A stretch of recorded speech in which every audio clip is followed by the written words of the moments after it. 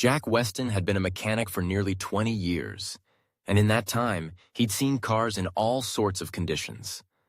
Wrecked, rusted, abandoned, barely holding together. But something about the silver sedan that rolled into his shop that morning felt off. The man who brought it in was pale, with dark circles under his eyes, like he hadn't slept in days.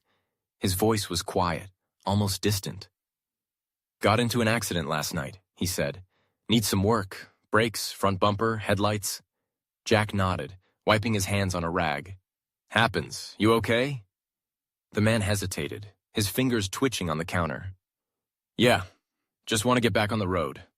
Jack took down the details and watched as the man walked away, disappearing into the foggy morning air. Something about him unsettled Jack, but he shook it off and got to work. The first sign. The damage wasn't unusual: dented hood, smashed headlights, a busted bumper. But when Jack pried open the hood, a chill ran up his spine. The inside was pristine. No dirt, no grime, not even a hint of oil buildup. It was as if the engine had never been used. "Strange," he muttered. As he replaced the headlights, he heard something. A whisper. It was faint, almost like a breath, drifting through the garage. Jack froze, looking around. The shop was empty except for him.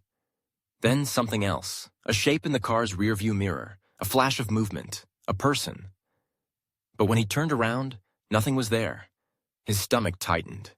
He wasn't the kind to get spooked, but something about this car made the air feel heavier, like someone was watching. The passenger seat. That night, as Jack locked up, he glanced at the sedan one last time. A movement caught his eye. The passenger seatbelt was buckled. He was sure it hadn't been before.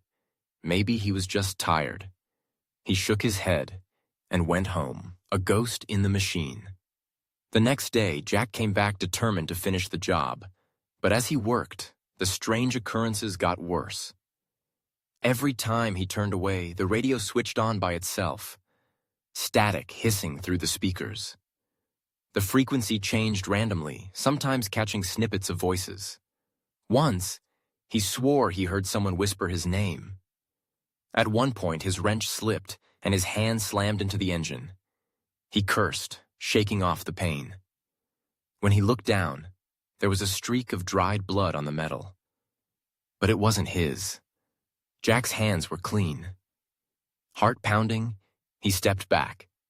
The car sat there, silent, waiting. The truth revealed. Jack couldn't take it anymore. He pulled up his phone and searched for accidents from the previous night. And then he saw it. A fatal collision on Highway 6. 2 cars, a silver sedan, and a blue pickup. The driver of the sedan, the man who had dropped off the car, hadn't survived. Jack's hands went cold. He turned back to the sedan, his breath coming in short gasps. The radio flicked on again. More static. Then, a single clear sentence. "Thank you." Jack stumbled backward. The lights in the shop flickered, and then the car was gone.